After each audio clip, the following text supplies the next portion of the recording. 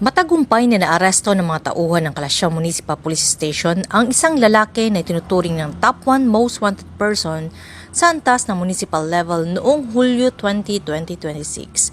Dahong alas 3:50 ng hapon, isinagawa ang operasyon sa Poblacion West, Kalasyaw, Pangasinan at naaresto sa alias Randy. Sa bisa ng warrant of arrest, kaugnay ng kasong paglabag sa Republic Act No. 10883 o New Anti-Carnapping Act of 2016 na walang rekomendadong piyansa para sa kanyang pansamantalang kalayaan.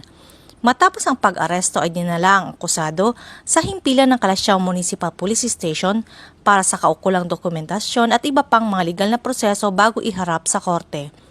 Patuloy naman ang pagpapaigting ng Kalasyaw Municipal Police Station sa kampanya laban sa mga wanted person at iba pang mabag sa batas upang mapanatili ang kapayapaan at kaayusan ng komunidad.